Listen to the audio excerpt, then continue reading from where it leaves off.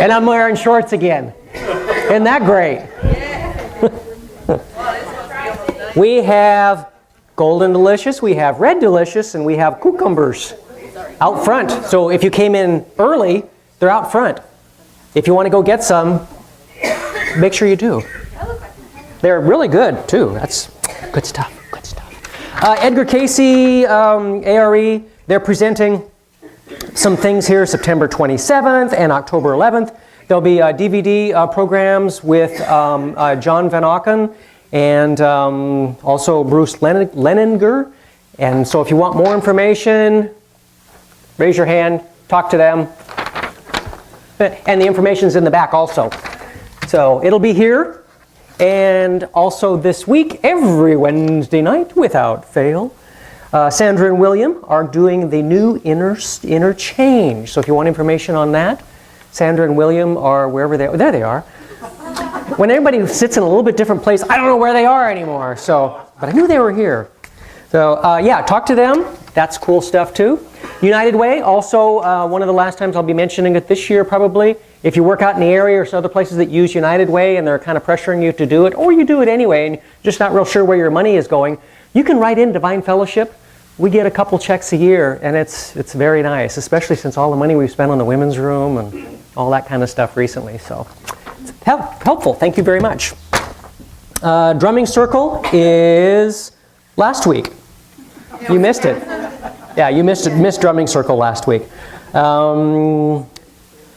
DQ Toolbox with Janice on Thursday, and the ARE, of course, next Saturday. Qigong every Sunday right here in River City. And Christopher is coming back, we think, next week. We're pretty sure Christopher will be here. So, yeah, we can only hope. He's not doing real well. It's you know, they went up into his liver and implanted a bunch of radioactive little gizmos that stopped the insulin production, so at least he could go home. But he's got to go back October something, 8th, and have the other half of the liver done. So, yeah, very painful. So. Okay. According to the United Nations University study, roughly 1.8 tons of raw material are required to manufacture the average desktop PC and monitor. 528 pounds of fossil fuel, 48 pounds of chemicals, 3,000 pounds of water. The total amount of materials used is about equal to the weight of a mid-size car. Interesting. This was probably a few years ago, but I doubt that that's changed much. Now, I'm not sure I remember this. All at sea. You know, I don't seem to recognize that term, but some of you may. So I'll tell you where it came from. Early mariners frequently found themselves lost at sea. They had crude compasses as early as the 13th century, but these were clumsy and inaccurate. Small ships made a practice of staying within sight of land. Sometimes, however, they were blown off course or dared to sail far out to sea. If the captain lost his bearings, the ship was in trouble. With nothing but water visible, the crew was literally all at sea. Borrowed from navigators, the expression came into general use to indicate confusion or bewilderment. Now, why I don't understand, I've never heard that, as is beyond me, since I'm frequently bewildered and confused. So, anyhow. I think it's an English thing. Is it an English thing? Oh, okay, okay. Could be, could be. The shortest and best way to make your fortune is to let people see clearly that it is in their best interest to promote yours. In the fields of observation, chance favors only the prepared mind. I believe that wholeheartedly. So, we do have a couple patron saints, George Carlin and John Lennon. They're both wonderful people. George actually, of course, knew who we were before he passed. John, and so this is Christmas. For black and for white, for yellow and red, let's stop all the fight. Dang it. Oh, he didn't do that. I did that, so. Okay. Okay, I'll get in trouble, but that's okay. I knew a transsexual guy whose only ambition was to eat, drink, and be merry.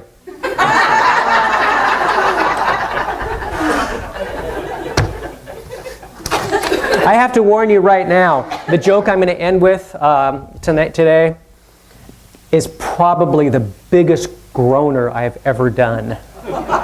So I'm warning you ahead of time. If I get a ha-ha, I'll be very surprised, actually. Little kids, Kelvin, age 8. How would the world be different if people didn't get married? Well, there sure would be a lot of kids to explain, wouldn't there?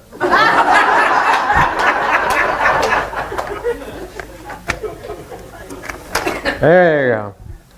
Oh, yeah, okay, here, this is more of the Washington Post and the Mensa where they're changing words to have new meanings. Negligent, adjective. Absent-mindedly answering the door when wearing only a nightgown.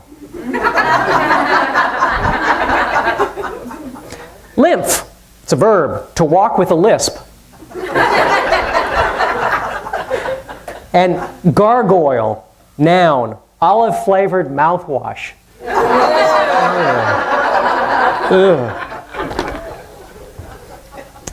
I like olive oil, but I'm not real sure I could... Anything else going on before I keep getting myself in trouble? Yeah. Oh, you lots of things? Okay, well, here you go. Something fun. Oh, something fun, okay. We are going to, it's not until October 26th, but I wanted you guys to start thinking about it now. We're going to have a fall festival. And we picked that date because it's just before Halloween. One of the things we're going to do is a pumpkin carving contest, but we would like you to bring in your carved pumpkin, already carved. We're going to have a contest. We've come up with a couple of things like most original, scariest, funniest, or if you guys have any other ideas that, we could come up for a category, that would be really good. Just let me know. Also, bring your favorite apple or pumpkin dish, whether it be a main dish or a dessert, and then we were going to have soups. Does anybody have a really good pumpkin soup recipe that they'd like to share? Would you like to bring that for us? And then we'll have... Oh. Bring a lot. Yeah, no kidding. I would say maybe like 3 crock pots full. And we'll figure out what everyone else is going to eat after I get done. Oh my God. And then we'll have other soups as well. If anybody would like to volunteer to bring a soup, just let me know. Okay, that would be good. Maybe some rolls or something to go with it if you'd like. Gluten-free, remember, we have a lot of people who are dairy-free, gluten-free, that kind of thing. Also, still selling the Blue Man Group tickets. I think I'm going to end this sale next week. I think I'm going to pull the winner next week because I understand that they are coming here to the Tri-Cities as well.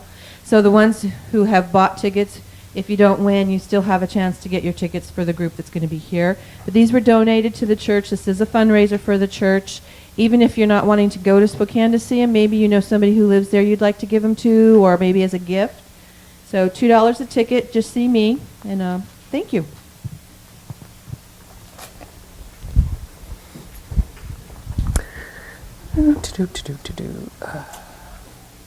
People want the front of the bus, the back of the church, and the center of attention. Sunday after church, Mom asked her very young daughter what the lesson was all about. The daughter answered, "Don't be scared, you'll get your guilt." Needless to say, Mom was a little perplexed. Later in the day, the pastor stopped by for tea, and Mom asked him what the morning Sunday school lesson was all about. He said, "Be not afraid, thy comforter is coming." Cute. Oh, we'll do that. Okay. You ready for the groaner?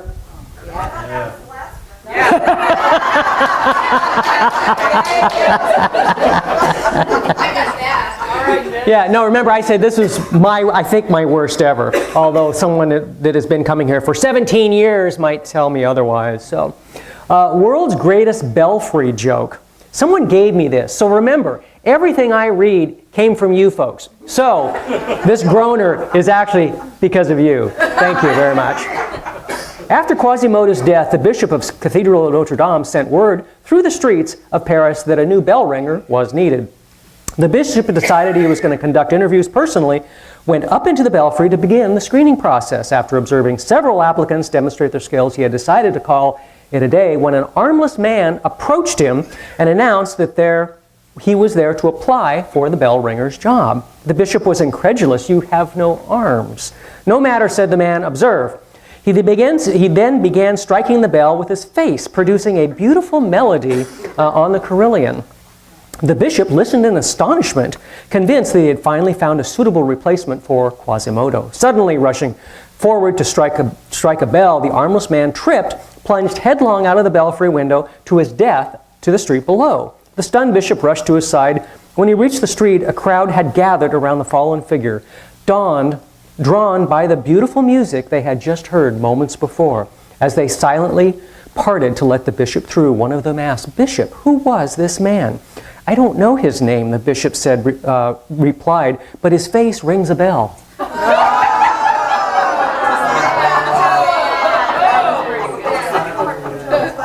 I am definitely going to do the second part. Yes, that was only the first part. So you did this, huh? Huh? Okay. Okay. Yes. Wait, there's more. The following day, despite the sadness that weighed heavily on his heart due to the unfortunate death of the armless campanologist, the bishop continued his interviews with the bell ringer of Notre Dame. The first man to approach him said, "Your Excellency, I am the brother of the poor armless wretch that fell to his death this day yesterday. I pray that you honor his life by allowing me to replace him with his duty." The bishop agreed to give the man an audition. And as the armless man's brother stooped to pick up a mallet to strike the first bell, he groaned, clutched his chest, and died on the spot. Two monks, hearing the bishop's cry at this second tragedy, rushed up the stairs to his side. "What has happened?" The first breathlessly asked. "Who is this poor man?" "I don't know his name," sighed the distraught bishop, "but he's a dead ringer for his brother."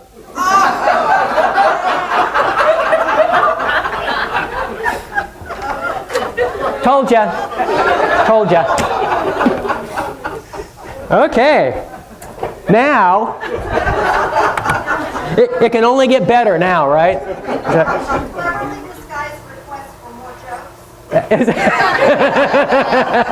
Yeah, it's a clever disguise to ask for more jokes, please. No, it was great. Thank you. We also play this on the internet, so if you are missing us and you're out of town, we have people all over the world watch this. Kind of freaks me out sometimes when I think about it, but hi. So, let's sing a song. You know what? I remember what it is. Hole in the World. Eagles.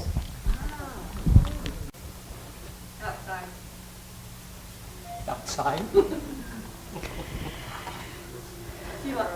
It really would help us if we had people to help out with communion setup, church setup in the morning. So I think we need people for next month. So if you would be so kind, and the month following and whatever. So if you'd be so kind to check on that. If you don't know what's doing, just volunteer and somebody will. You want to do your thing for the... Oh, you go right ahead, dear. Do what? Rise.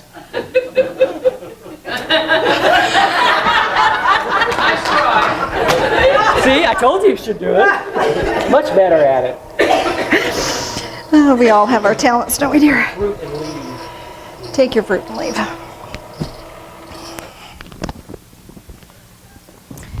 My dress doesn't have pockets, so I have to wear this thing. Okay. Hi there. Good morning. Oh, yeah. Thank you. If anyone knows how to use Publisher and would be willing to do our church calendar for us, set it up and help us with that for the next couple of months, that would sure be helpful. So if you have that skill set and that willingness to help, would you please either see me or Josie? That would just be awesome. Just temporary, but Josie's going to be out of town. She has a friend who is passing away, and she's going to be here by her side for a while. So we want to just give her a chance to be able to do that. So if you have an interest. Well, this has been a real weird week. And so as of last night, I had nothing for you. So, I pray all week and ask for guidance and inspiration. And This morning, still nothing. So, squirrel? We do have to tell you about our squirrel this morning. So I was just kind of pondering and praying about it. I thought, well, you know, if I had a magic wand and could give you something, what would I give you? And what came to me was I would give you a resilient spirit. Because, you know, things change. And just when you think you know what it's all about and how it's all supposed to be, things change. For example, we had a squirrel this morning. Apparently Toby was hunting, or we have a little church cat named Toby. And a little squirrel scooted in, and Toby scooted in right after her. And so then we had to block off doors and put the cat in the sanctuary and kind of urge the squirrel back outside, which was really funny. And then we looked up what squirrel meant for the energetic structure of squirrel. Because anytime there's an unusual event like that, there usually has spiritual significance for us. So the spiritual significance of squirrel is being able to, correct me if I'm wrong, because I can't remember everything, be able to have stores, you know, set up a stores, take care of yourself, have the abundance, but it's also about play. So, and I think that's beautiful correlation to what I wanted to talk to you today about having a resilient spirit. Because if we don't have that joyfulness, it's really hard to be resilient. So I got to thinking of, well, what does it mean to have a resilient spirit? And I was drawn to, is this still too loud? Do I need to adjust this? King David in the Old Testament had a very resilient spirit. His life changed a lot. Started out, he was a shepherd. And in the job of being a shepherd, he learned to play the harp, made music. How wonderful is that? Very placid, quiet life, except for when he needed to protect his sheep. And he killed a lion and a bear using his little slingshot. Apparently, I don't know. Anyway. And then he was anointed as king. That's a whole cool story, if you want to go check that out. The prophet, the Jewish prophet at the time, came and said, I've been drawn to your house because the next king is in your household and I will anoint them. So this guy had lots of these big, burly sons, and one by one the sons came through, and every time he'd say, oh, this has got to be the one. And God'd say, nope, not that one. Next one would come out, oh, really good looking, strong. Nope, not that one. So it went through all the sons, and they said, is that all the sons you have? And he said, well, I've got one more. He's a shepherd. You want to see him? Yeah, bring him in. Well, that was the one. So he was anointed. And then David was the one that when Goliath, the big giant guy, was intimidating the entire Jewish army, the Hebrew army, and, big guy had a long reach, so you couldn't, there was hand-to-hand combat back then. So David comes to bring supplies to his brothers who were fighting in the war. Well, there's this big giant standoff, and Goliath is standing out, taunting the Jewish people, oh, you don't have anything, you got nothing. And of course they were like intimidated and afraid and mad, and, but what could they do? David saw that and he says, well, go get him. Well, we don't have anybody that can. Well, I'll do it. So he tried to put armor on the kid. Too small. The armor, he just drowned in it, so he shucked the armor off. So he went out and he found, there was a stream between him and Goliath, and he found some stones, and okay, I'm armed. Pinged him right in the head, knocked him out, cut his head off, and then the Hebrew army was then victorious because they were rallied up behind his courage. And then he got a chance to go play his harp for King Saul, who was the king at the time. And it was lovely. If you're a musician, that's got to be the best gig ever. Play before the king. And then Saul kind of got an attitude. So he was playing his harp one day, and Saul threw a spear at him. missed him, fortunately. And then there was this huge thing where Saul had to hunt him down, took his army, hunted David down, trying to kill him. And at one point, two things I want to say about that. First of all, one point, David crept into their camp, caught a piece of Saul's garment, his robe, and crept back out. That's pretty brave. And so the next day, they're saying, come out, we want to kill you. No.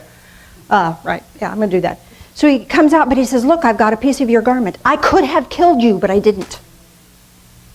I could have killed you, but I didn't. David wasn't going to kill him because he was the anointed king at the time. It wasn't his job. He was trying to do the honorable thing. And if you read the Psalms, they're just full of, God, I'm entreating you. Listen, help me out here, would you? And how long am I going to have to wait for this? You know, I know you're there. Come on, you haven't brought me this far for nothing. And then the next psalm will be this beautiful psalm about the grace of God and beautiful wonder of nature and all that sort of thing. So the long story keeps getting longer. There's no long story short. David has an affair with a married woman, and to cover it up, by this time he's king, has an affair with this married woman, and the husband was one of his generals. So he brings the army home, brings the general home, and hoping that he can cover up his mistake because now she's pregnant. Well, the general was honorable, and apparently they had a law that you can't sleep with your wife if you're in the military at the time, which is like crazy, but who might say? So he wouldn't. He was honorable. So King David went, oh my gosh, now I've really got problems here. So he sent him back out to the front, wherever the front was, and then instructed the rest of the military leaders to remove themselves from him so he was cut off and killed. And then he could take her as his wife. And not a nice thing to do. So he was honorable. Well, I won't kill the king, but I'll kill this guy. I mean, it's just crazy stuff. But David had change in his life. And he had to have this resilient spirit. What does it take to have a resilient spirit? It takes the ability to go, oh, well, what do you know? Look at that. I can imagine that you've had lots of change. Have you ever had a job that you really loved and then you lost it? That's change. Hello. Big surprise. Or you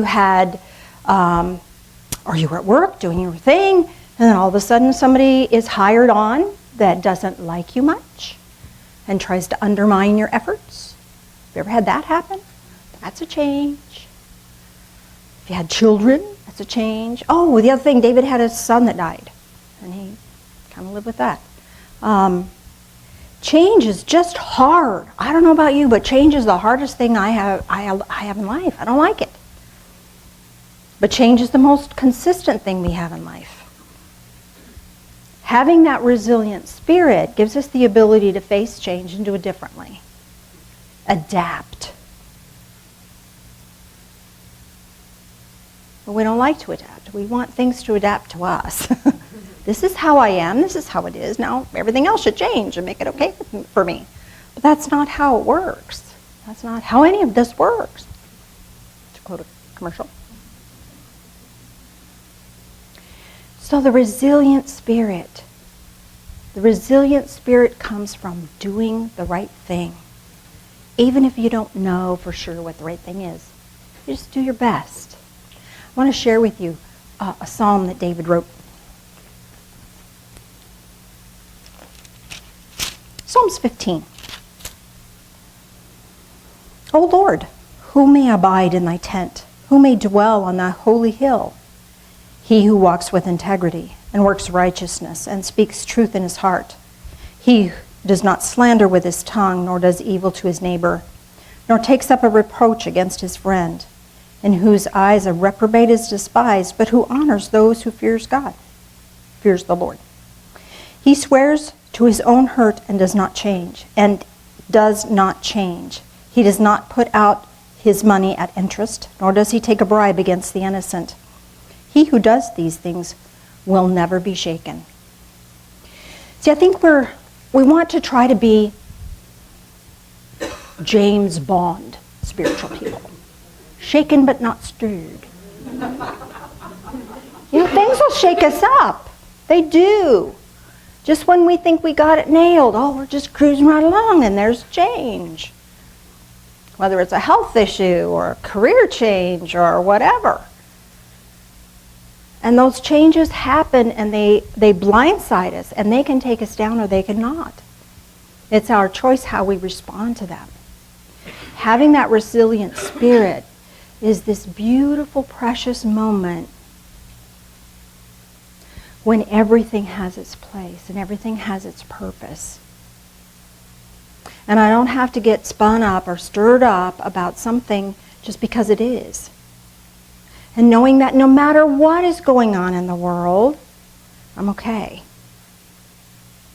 That I haven't been promised perfect health or a long life or ease. What I have been promised is that I'm not alone. And when we're not alone, everything is okay. Everything is okay. We can have that settled sense of being in our spirit. So I'd like to walk us through a guided meditation and help us restore that resilient spirit. One of the Psalms that David wrote was, "Create in me a clean heart, O God." So we want to have that ability to be restored, to have that spiritual reset when we need it. And let's face it, we need that. We need it often. We need it on a daily basis. So let's take a deep breath in.